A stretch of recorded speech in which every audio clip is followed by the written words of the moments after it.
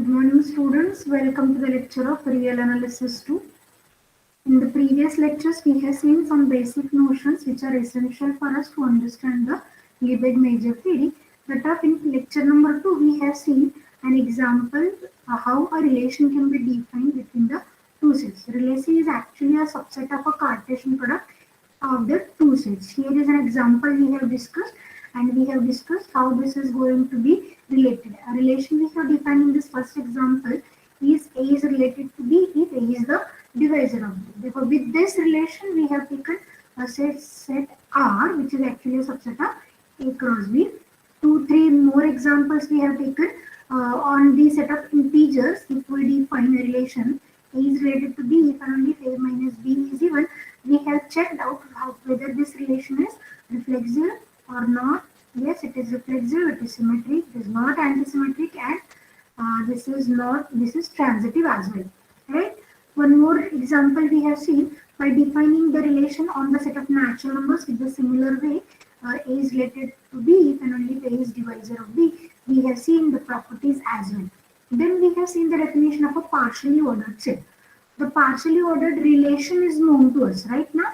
A relation is said to be a partial ordered relation if it satisfies reflexive, antisymmetric, and transitive property. Therefore, any set X equipped with this partial ordered relation is said to be a poset. We have seen an examples of the posets.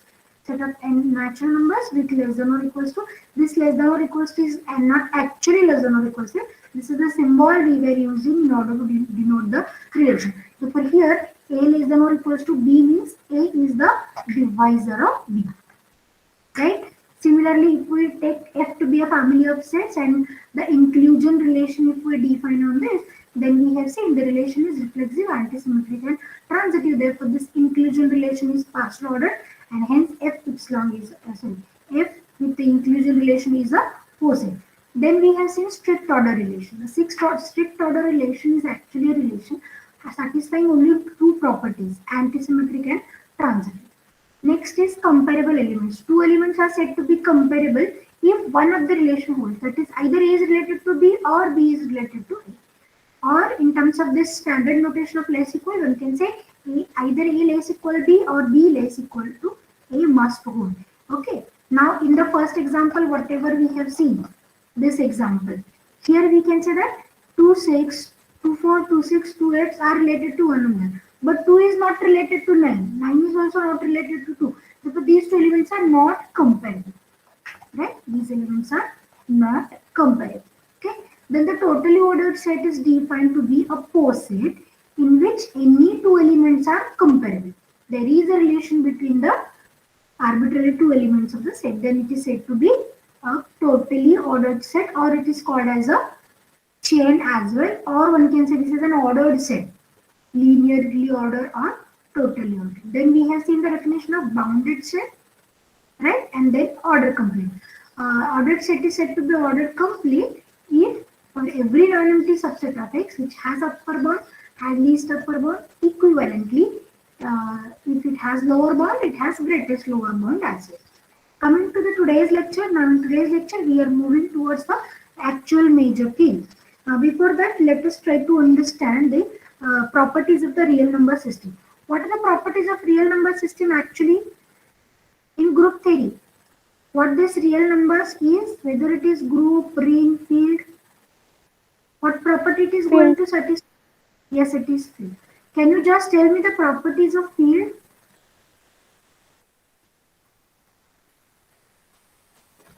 Those are actually called as algebraic properties of the real number. Right now? Algebraic properties. Yes, can anyone tell me what is field? Commutative ring with multiplicative inverses having non-zero elements. Yes, having unity element, I think you want to say. Right now? Let me write in short here. Okay, a ring R with at least two elements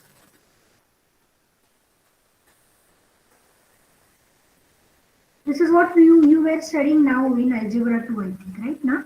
With at least two elements is called field. What are the conditions? First, it is commutative. This is commutative with respect to which operation? Multiplication. Yes, it is with respect to multiplication. Because with respect to addition, it is already commutative. Na? Because in ring R, it includes additive abelian group. Okay.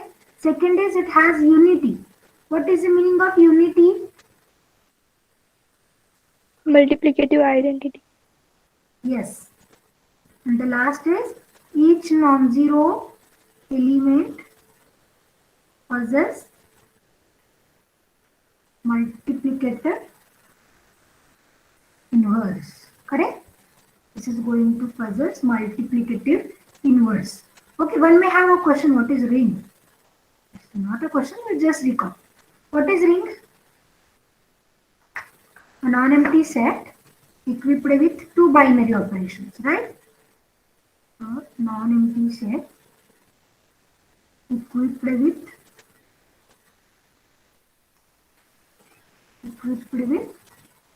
two binary operations. Which are the two binary operations? Plus and dot. Okay. Then first, may I say this is additive abelian group? Yes, ma'am. Yes, Now ma'am. in this additive abelian group, how many properties do we have? 5 properties. 5 properties. Yes. Which are the properties? Closure, Associative, associated, identity, inverse, and commutative. identity, inverse, and commutative. And no doubt all are with respect to addition, the additive abelian group we were writing. These are the 5 properties. What's next? Additive abelian group. Then we were writing multiplication or closed under multiplication. Actually, it is in the binary operation itself. So let me write directly multiplication is associated. Multiplication is associated. And the third is multiplication distributes our addition. Correct, no? Yes, ma'am. Multiplication distributes over addition. Multiplication distribute over addition means we know na a dot b plus c is a dot b plus a dot c, that we were using. Okay. Can anyone tell me the examples of field?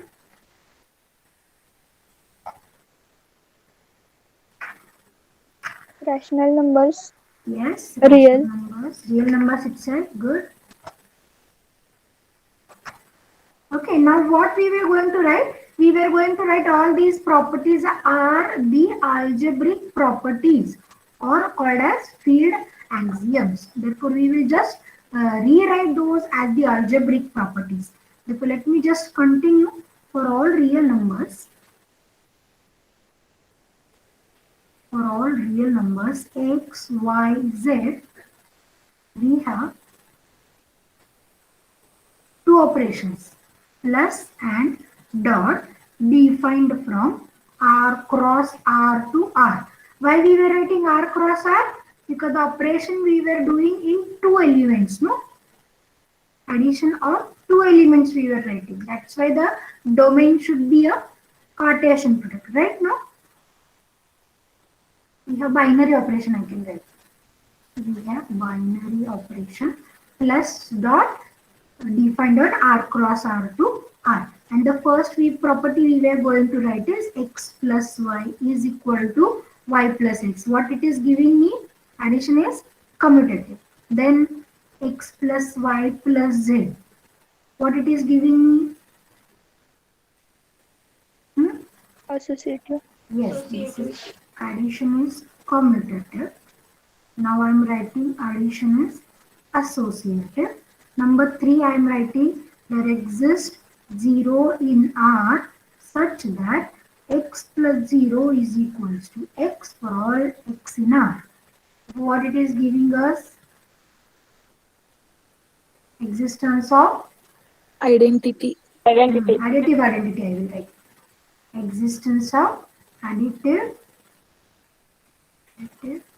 identity, right? Number 4. For each x in R, now Now we were writing inverse. Therefore, there exists W in R such that what it should be? X plus W is equal to? 0. Yes, it is 0 because I want this to be an additive inverse. Therefore, this property gives us additive inverse, right? Next, number 5, I will write xy equal to yx. What it is giving us? Commutative, multiplication commutative. Commutative with respect to multiplication. Number 6, I am writing associativity with respect to multiplication. That is xyz is x into yz. Multiplication is associative, right now? Then number 7 I am going to write is there exists. Now I will write additive multiplicative identity. 1 in R such that. What this 1 is actually, this is not a number 1. This is the symbol. Here also 0 is a symbol. Correct, no? 0 is a symbol for additive identity. 1 is the symbol we were using for multiplicative identity. Because if you consider the examples of the field, right, which is not having the numbers. Suppose we were considering the set of matrices, set of polynomials and checking whether it is field or not. Then these are the notations. 0 stands for the additive identity. 1 stands for multiplicative identity. Okay.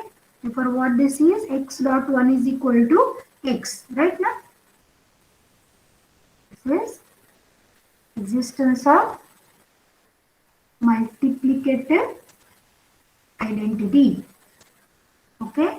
Then number 8 I am writing. What should I write? Multiplicative inverse now. For each x in R, x not equal to 0, there exists W in R such that what it should be? XW equal to 1. 1. Good. And lastly, distributes we want to write the x dot y plus z is xy plus xz. These are called as the algebraic properties. Here I have written the heading algebraic properties of the real number system as it is the field. Okay. Let us go to a next point. The next point we were going to understand is extended real number. Okay, we are going to understand is extended real numbers. Right now, what is real numbers or how we were writing in terms of step?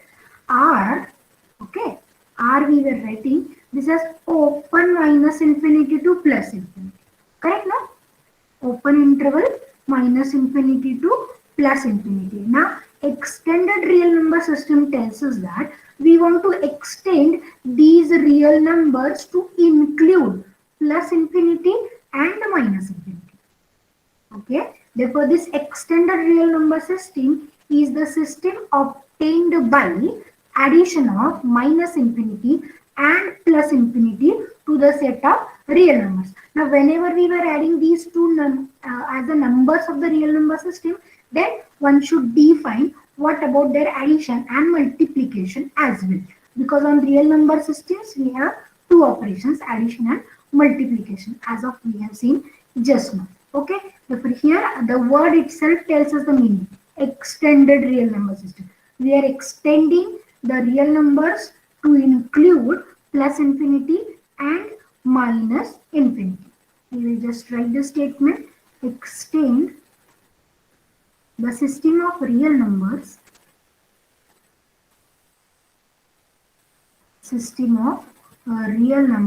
by addition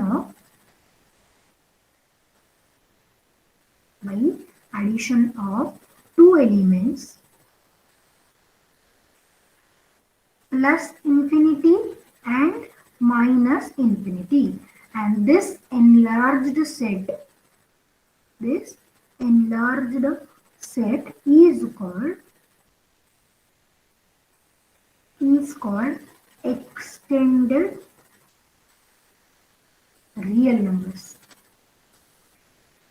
Extended real numbers. Okay.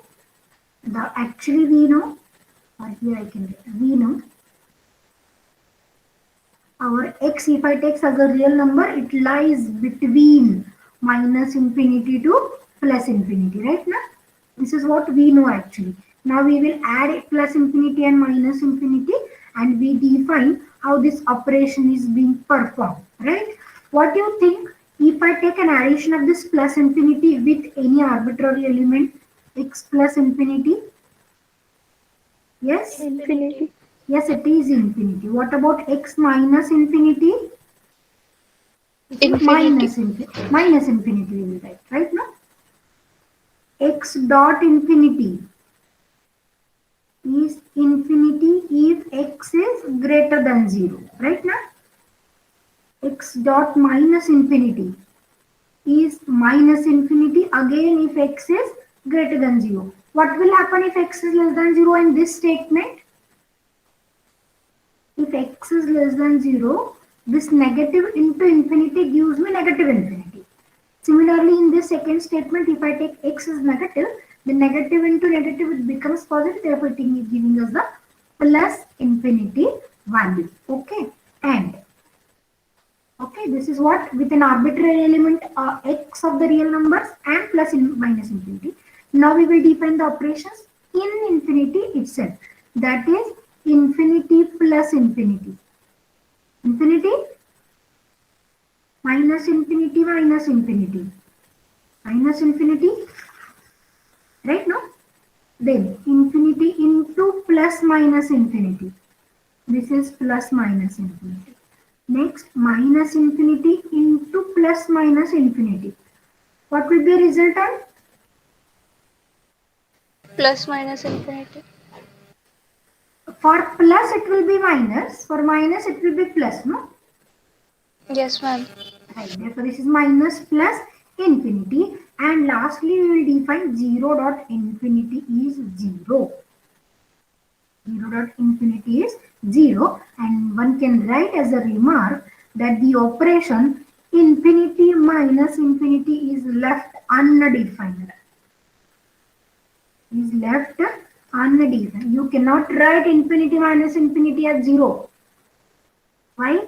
Suppose if I take infinity to be a very large number, some 1 crore, 1 million, 1 billion, subtracted with this, if I subtract with the same number, then only it is going to give us 0. But if I take more than that, okay, we cannot predict the value. Therefore, we were keeping this in operation infinity minus infinity as undefined, right now? Similarly, whatever the functions we were defining on real numbers are called as real value function. Then if we define the functions on extended real numbers, then those are called as the functions with extended real value functions, right? The functions whose values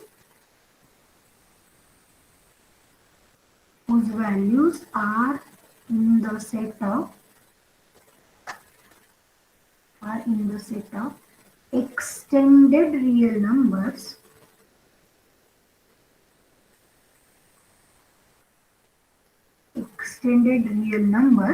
is called extended real value function. Is called as extended real value function. But in short, one can say this extended real system, one can write from minus infinity to plus infinity as the closed. Correct? Now closed interval. Is it okay? Yes, ma'am. Okay, now we will move towards a next point to discuss again. The next point we want to discuss is regarding open and closed set of real numbers. But in the last semester, at the starting of Riemann integration paper, we have discussed it in detail, open set and closed set. Correct now? We know open set is a set having all its points as an integer points, and closed set is a set containing all its limit points. If someone want to just recall those concepts, you just go and watch the lectures again. Now in today's lecture, we will just recall the important prepositions of these two sets. because these propositions are essential for us for understanding the Lebesgue major theory. Okay, we will just write the important prepositions. Without proof I am writing. Okay, can anyone tell me what is the finite intersection of open sets? Open set. Open set. The intersection of any finite collection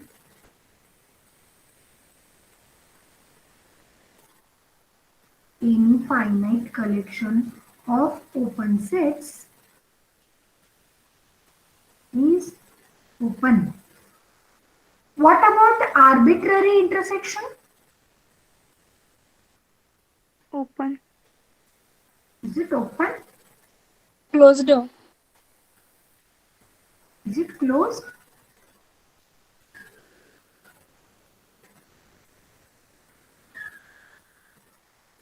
Yes, is it closed always?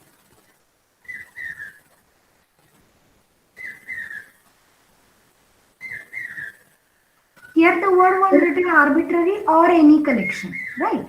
What is the meaning actually? We were considering the intersection of infinite number of open sets, arbitrary or any, the meaning is.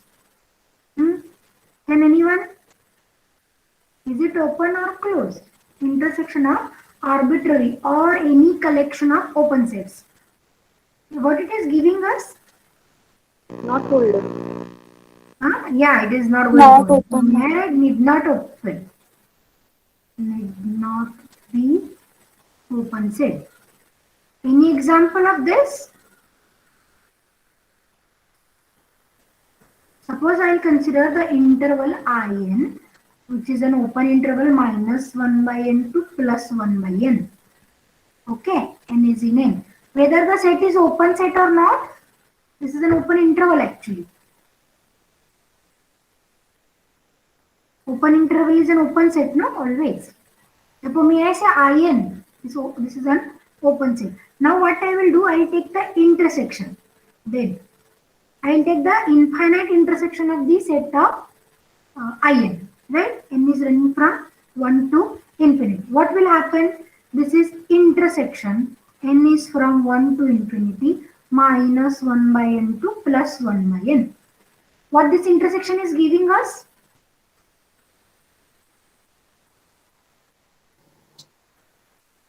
Yes, what's the value of intersection?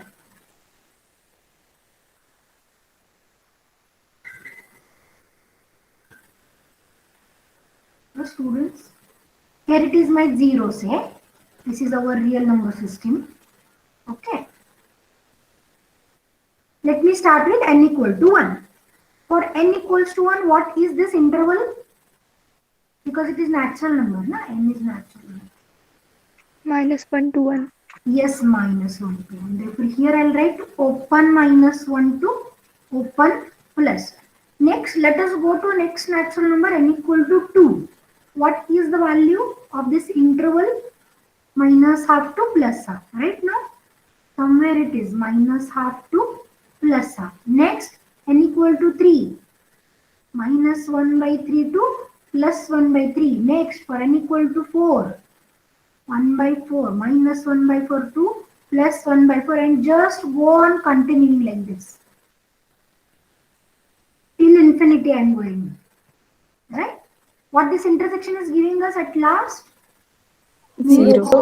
Zero. Giving us singleton zero. Good. Very good.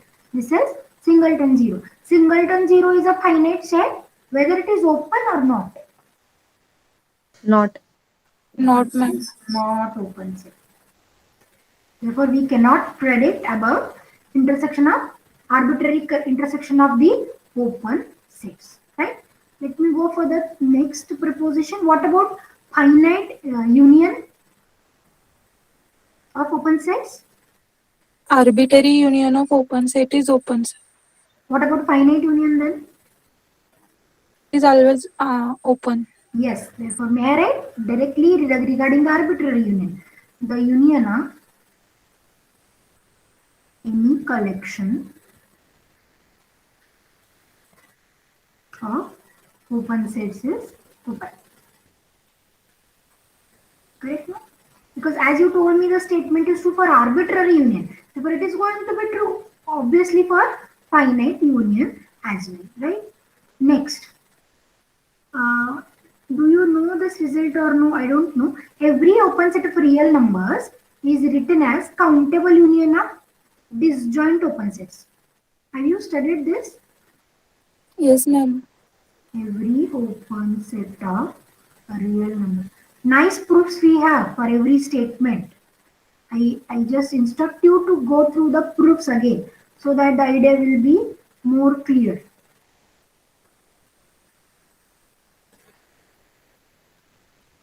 What about countable collection?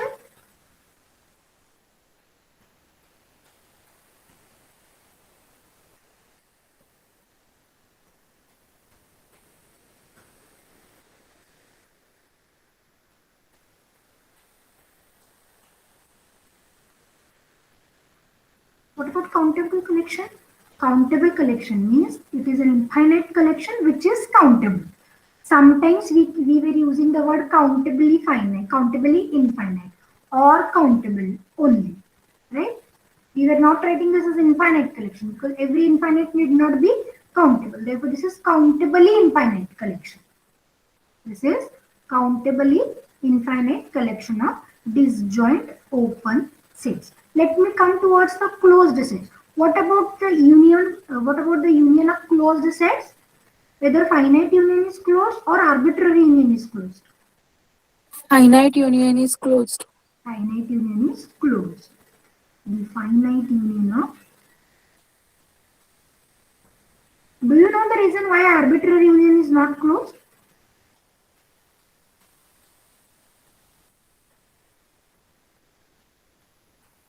Hmm?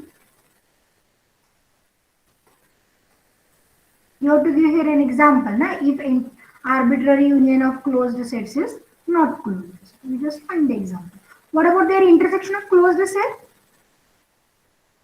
Arbitrary intersection of closed set is closed. Very good. The intersection of any collection, any or arbitrary, one and the same thing. Arbitrary or any collection of closed set is closed. What about a complement relation between these two sets? What about the complement on an open set? Complement? Closed set. Yes. And what about reverse?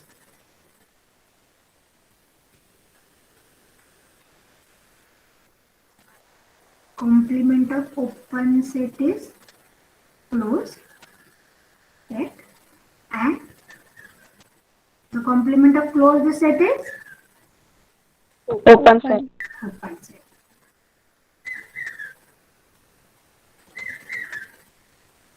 Now I am just assuming that you are knowing the proof of all these statements. Okay, because if we want to prove all these statements, it will be very difficult for us to cover our syllabus, right? Next concept comes with covering. Next concept comes to be a covering. A collection of sets is said to be a covering of any set if anyone from the students? Yes, from student side. I think you are familiar with the word covering, na? Covering, open covering, finite covering. Yes or no? Have you heard these words?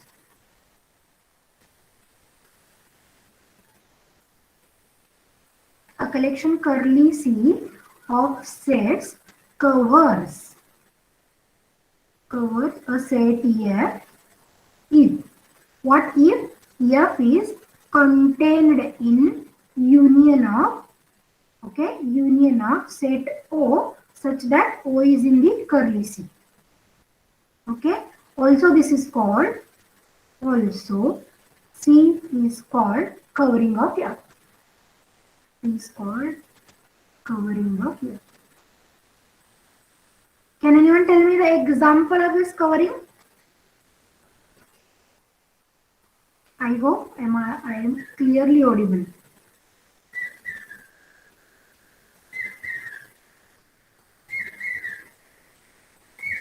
Hmm? Let me take a simple example. Okay, example. Suppose I have a set, say closed interval 1 to 2. Okay, closed interval 1 to 2. Right. Now I want to find a collection of set where this closed 1 2 is contained in the union of those two sets. Let me write here it is 1 to 2. Here it is 1 to 2. Let us just try to find out a bigger set than this, bigger interval. What will be a bigger interval? Set 0 to 3. This is bigger, no? Okay. Now what we will do? We will divide, or one can write closed also. Closed 0 to 3. Now let us divide this closed 0 to 3 into some two parts. Okay. What's the two part I am doing now? 0 to 1.5, 1.5 to 3. Okay. So for how many sets I have? 0 to 1.5 and 1.5 to 3. Then what about their union?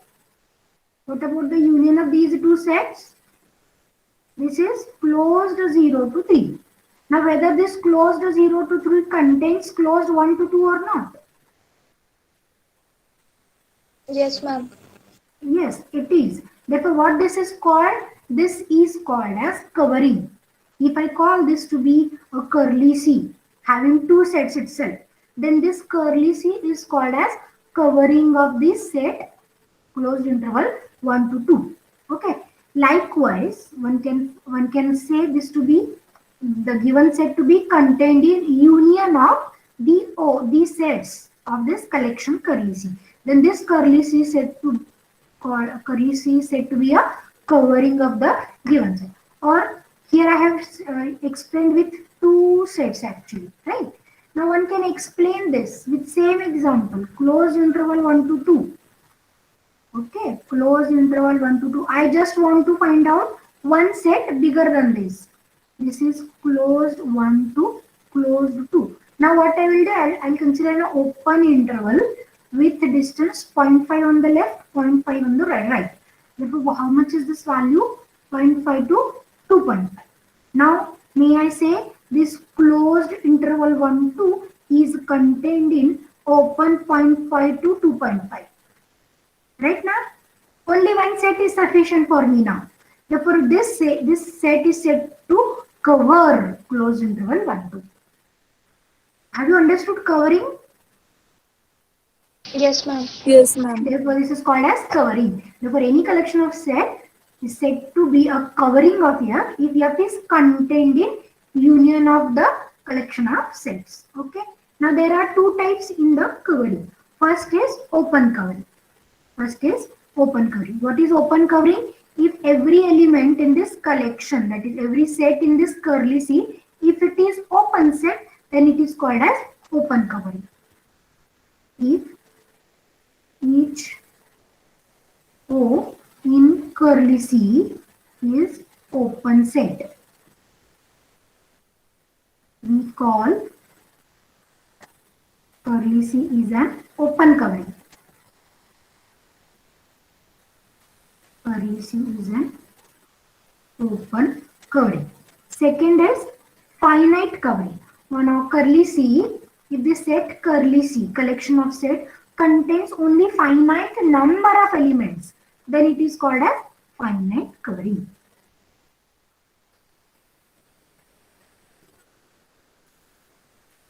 Curly C contains finite number of sets. Then curly C is called finite covering. Curly C is called finite covering of F.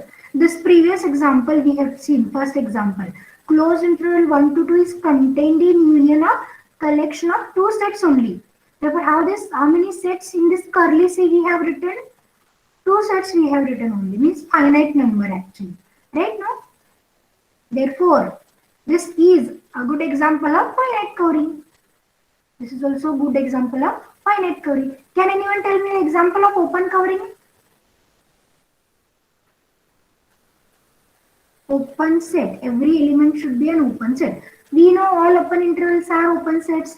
Therefore, if the collection is C was written by taking the all open intervals, then it is called as open covering. Okay. So if you just look at the relation here in the second definition of open covering, if every individual is open set, then it is open covering. But in the second definition of finite covering, curly C containing finite number of sets. Okay, it doesn't mean that this every set is having finite number of elements. This is what a difference actually. Because if we just relate the definition of finite covering with open covering, actually this should be if every set contains finite number of elements. But I don't know why this terminology was used, but this terminology is famous. If C contains finite number of sets, then it is called as the finite covering. Then it is called as the finite covering. Okay, we will take more examples on this covering later so that your idea of covering will get clear. Any difficulty in the definition of covering? No, ma'am. Okay, now I'll just recall one important theorem called as Heine-Borel theorem. Sometimes the pronunciation is Heine-Borel or Heine-Borel, whatever it is. My teacher used to pronounce it as Heine-Borel. But I am pronouncing this as the same. What this theorem is telling us? The theorem telling us the idea regarding the covering of the given set. The statement tells us that if the corresponding set here is closed and bounded. Okay, see, if the corresponding set here of which we were finding covering, if the set is closed and bounded, then each open covering has finite subcovering. Each open covering has finite subcovering. That is, every open covering of the given set has a finite subcover. Subcover means that that finite covering is a subset of your open covering. Let me write this statement. Let capital F be a closed and bounded set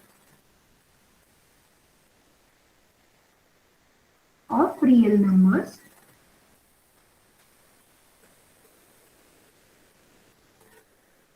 then each open covering of F has finite subcovering. Has finite subcovering. Let us elaborate. That is, if curly C is the collection of open sets, it should be, as it is, we were assuming it is a open covering. What should be every member of this collection? Every member should be an open sets such that F is contained in union of open set O, where O is the member of your curly C. Then there is a finite collection. Finite covering means curly C contains finite number of elements. Then there is a finite collection. Only finite elements we will take of the C. That is O1, O2, say On of sets in curly C such that, what such that? F is contained in union OI, I equals to 1 to N. Okay, here what this means actually, F contained in union I equals to 1 to infinity OI. Arbitrary collection it is actually. But whenever this F is closed and bounded, this union which is running from I equals to 1 to infinity can be reduced to union I equals to 1 to N. That is, every open covering has finite subcovering. What is the relation between union I equals to 1 to N and union I equals to 1 to infinity? No, this covering is contained in this covering. No, so this is called as a subcover. This is called as subcover.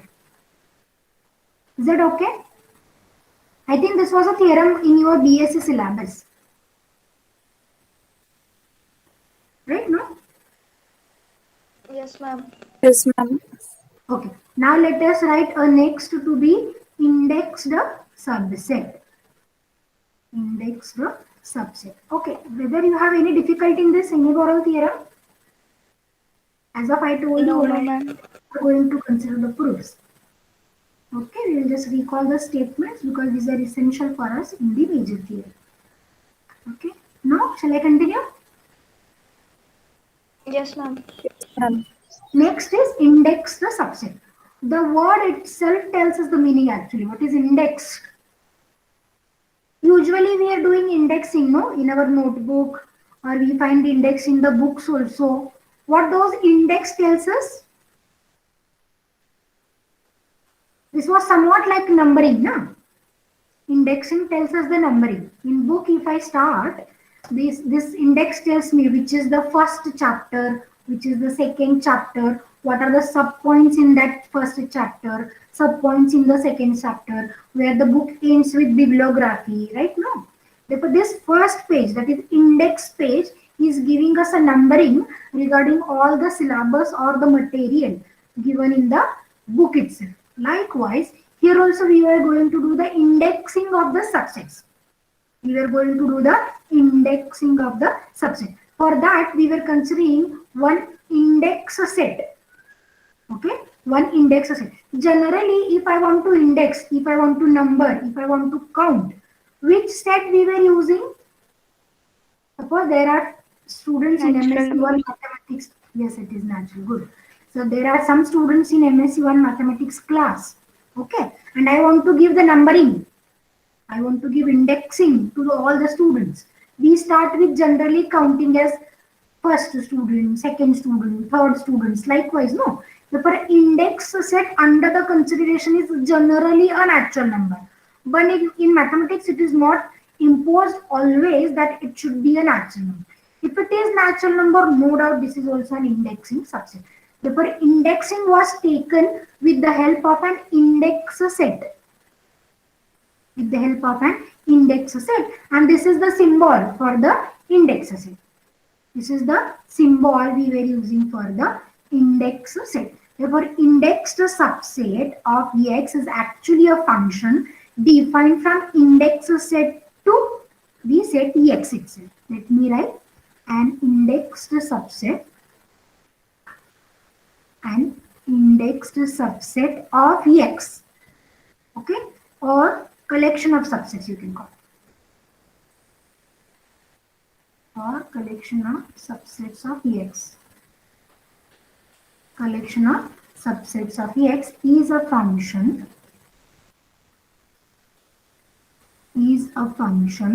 on an index set to capital X, or again the collection of subsets.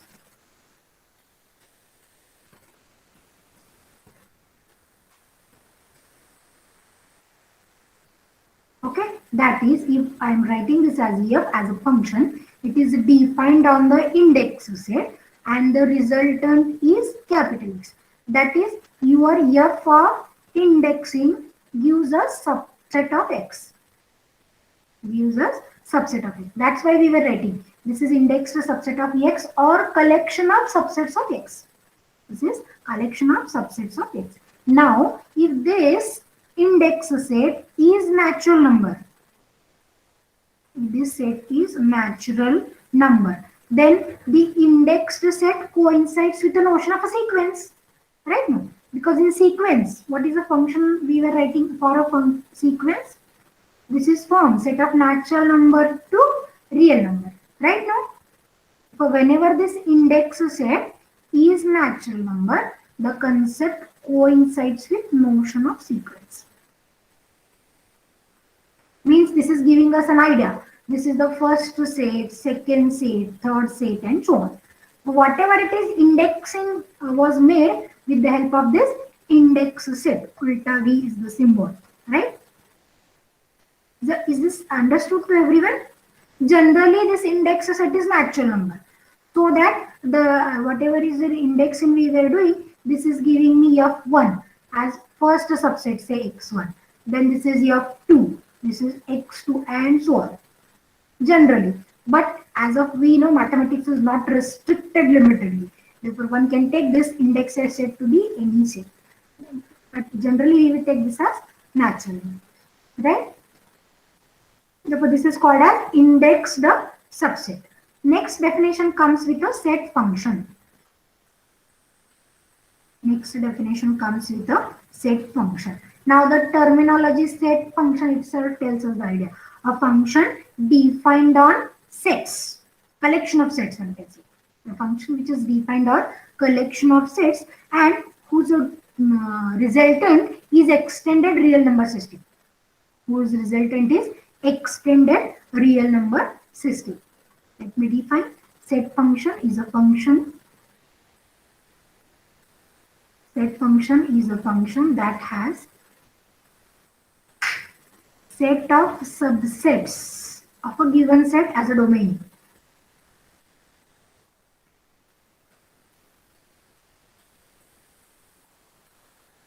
As a domain, and its values are in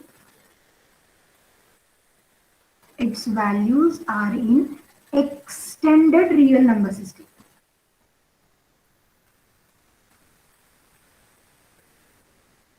Okay, that is, if I write curly f be the collection of subsets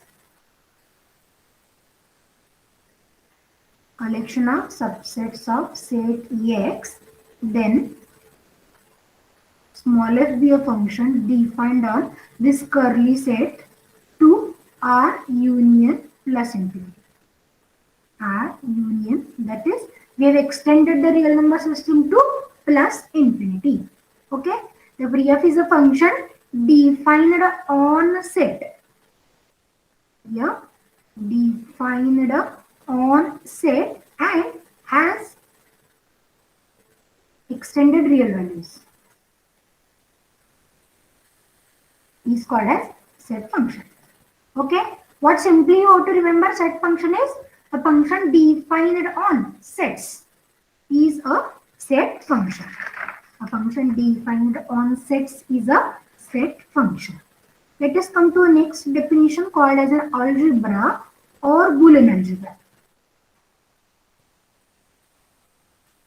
Do you remember the definition of Boolean algebra or algebra? I think we have studied somewhere in 12th standard. Algebra or Boolean algebra.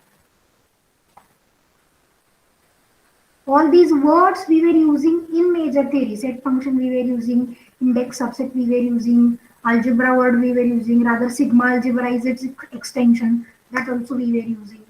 Okay. So do you remember what is algebra?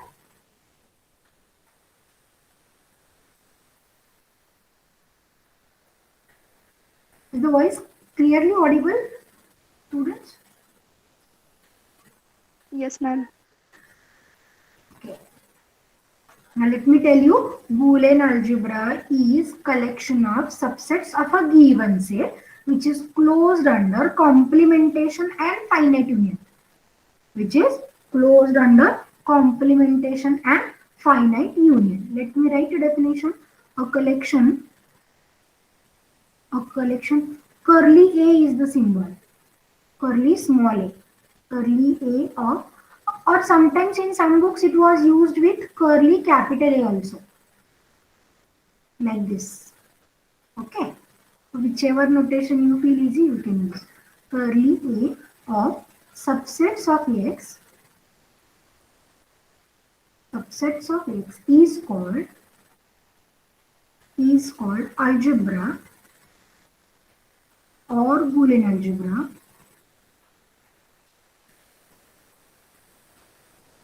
Algebra or Boolean algebra of sets if, what if? First condition tells us that whenever A is in curly A, it implies, now complement we were defining either by A bar or complement A or like this also. Okay, anything, but whichever the symbol you use, this is also contained in curly. Therefore, what it is tells us, closed under complementation. closed under complementation. Second condition, whenever we have two sets A, B in curly A, it implies A union B is in curly A. So what it is implying to us, this is closed under finite union. Closed under finite union. Okay. Now, if I look at both the condition, closed under complementation and closed with respect to finite union, looking at both the condition, if I use just De Morgan's law, one can say that these two conditions will imply this is closed under finite intersection as well. Okay. Let us see how. If a collection curly A of subsets of AX satisfies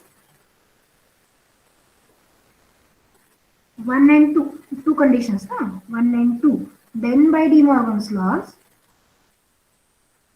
What are De Morgan's laws? We have taken this also, na? Revision. By De Morgan's laws, A intersection B is also contained in curly A. Therefore, the property is called as closed under finite intersection. Closed under finite intersection. Now, one may ask me a question: how this De Morgan's laws gives us the statement? Let us try to understand. Okay. Suppose A and B are the two sets we were taking in curly A. Already we have said this is closed under complementation. Therefore, may I write complement A bar and B bar is also contained in. Therefore, this is using one, na? Using first condition, closed under complementation. Next, what we will do? We will take their union also. Where the union will be? Union will be also in the curly A. Right now, this looks like skew actually, but this is curly A I am writing. Using 2.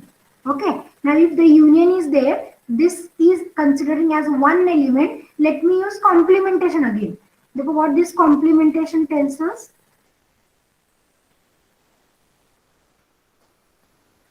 A bar union B bar and its complement is again in curly A.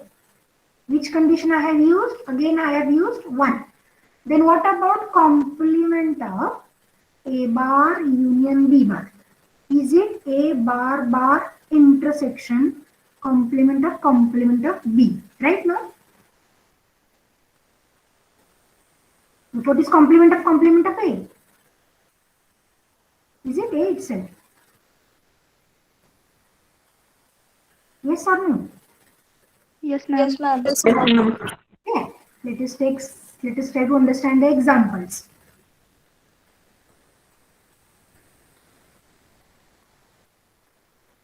The first example I'll take to understand is the set X containing 3 elements A, B, C.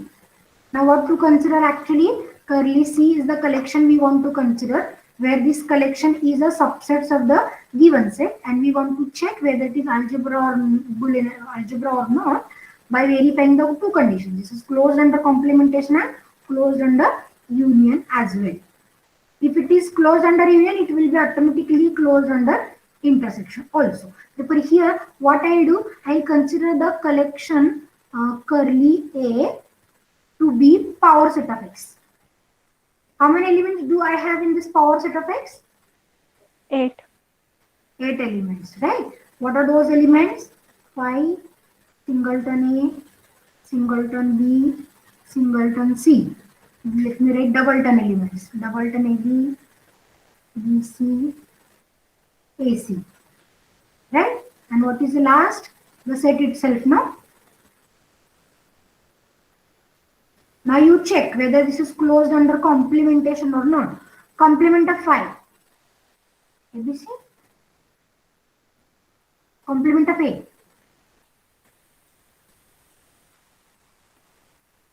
X is the universal set. Now you have to assume this to be an universal set now for complementation. What is complement of A? BC? BC. It is there. B, AC is there. C, A, B is there. And again, these are the reverse complements we have found. For may I say this set is closed under complementation. Let Yes, us check ma'am. about union. First, let us take the union of two pairs. Union phi, singleton A. Phi union singleton A is singleton, it is already there. Therefore, if you take the union of this empty set with any set, it will be closed. Now, let us take union of singleton A with the remaining. Singleton A with phi we have seen. Singleton A, singleton B, it will be AB, it is closed. Singleton A, singleton C, it is AC, it is there. Singleton A, AB, AB, it is there. And for the rest, also it is true. Now we'll check singleton B and singleton C. BC is there. Singleton B, AB, AB itself. Likewise, if you consider any union, finite union of any subsets of this power set, this is closed under finite union as well. Therefore, here may I write thus this power set, that is curly A, is closed with respect to complementation and finite union. Complementation and finite union. Therefore, may I say this curly A is an algebra. Right now? For any power set, if you consider this is the good example of Boolean algebra or algebra. Therefore, here one can make a statement: every power set of A, this is power set of capital A, is an algebra. Therefore, whenever we have a power set, no need to check actually. Okay. Let me take a third example: curly A to be a set phi and A only. Phi and A only. Now check complement of phi. A itself is a universal set you have to consider. Na? As of here, we have considered X to be an universal itself. Complement of phi is A, complement of A is phi, union of both is A is itself already there. Therefore, this is also an algebra. Right or not? Algebra or Boolean algebra? Algebra or Boolean algebra. Okay. Now let us just extend this definition of algebra to sigma algebra. This definition of algebra to sigma algebra, or this is called as Borel field. I'll come to this word Borel field later. I'll tell you how this name was Borel field, but I'll tell this later. Now sigma algebra is an extension of algebra actually. In algebra, we have studied the property of union is for finite union only. Is for finite union. But if we extend the concept to an arbitrary union, complementation is there, no doubt. Complementation has to be there. Okay, therefore, if I just continue or extend this property of closeness under finite union to closeness under arbitrary union, then this algebra becomes sigma algebra. This algebra becomes sigma algebra. And again, with the help of De Morgan's law, closed under finite intersection will imply closed under arbitrary union. And that's why the name will be a sigma algebra. Therefore, let me write the definition. An algebra curly A of sets is called sigma algebra or Borel field. Borel field if every union we were writing, see, every union of countable collection. Every union of countable collection of sets in curly A is in curly A. That is, if set EI is a sequence of sets.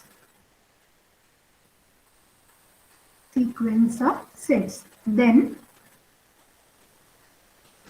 union I ai, or one can write I equals to 1 to infinity, one and the same thing. Union I over ai or union I equals to 1 to infinity is in curly a. Okay, and here let us just write to know from De Morgan's laws, as of we have written for finite intersection, it is also hold for arbitrary intersection as well. That is intersection ai is also in curly A. Okay, now one may ask a question, what are the examples of sigma algebra? Here may I say that every finite algebra is sigma algebra. Look at this example. This is the finite algebra, having finite number of elements in this algebra. This is the example of finite algebra. In this finite algebra, what about the arbitrary union and arbitrary intersection of the sets? Finally, it is going to give us a finite intersection and finite union. No. Why? Because we have finite number of elements in the set itself. Therefore, every finite algebra is sigma algebra. Every finite algebra is sigma algebra. Now, can anyone tell me a relation between sigma algebra and algebra? Whether sigma algebra is algebra or algebra is sigma algebra. What is the difference in two? Let me just recall. In algebra, it is closed under complementation and finite union. That of in sigma algebra, we were writing the collection should be closed under complementation and arbitrary union. Therefore, what is the relation between the two notions, sigma algebra and algebra? Whether every algebra is sigma algebra or sigma algebra is algebra.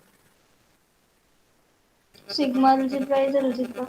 Very good. Every sigma algebra is algebra, because if the sigma algebra, this giving me, it is this collection is closed. This is the collection is closed under under arbitrary union. Then it will also imply that it will be closed under finite union. Right? Therefore, here I will write a remark. First is every finite algebra is algebra, sigma algebra. Every finite algebra is sigma algebra. And second is every sigma algebra is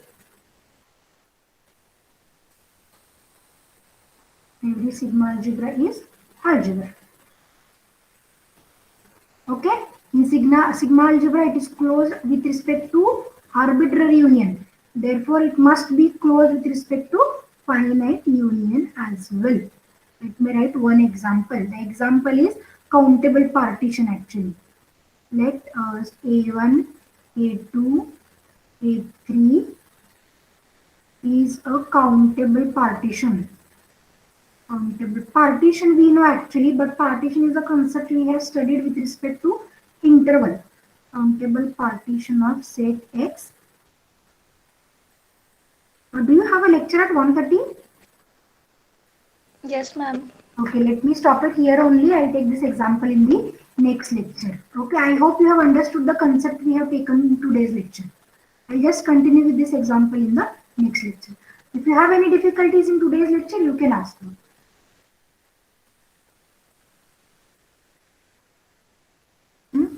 It seems there are no difficulties. Okay, let us stop for today. Just recall all the concepts which I have taken in today's lecture, because these are very essential for you people to understand major theme.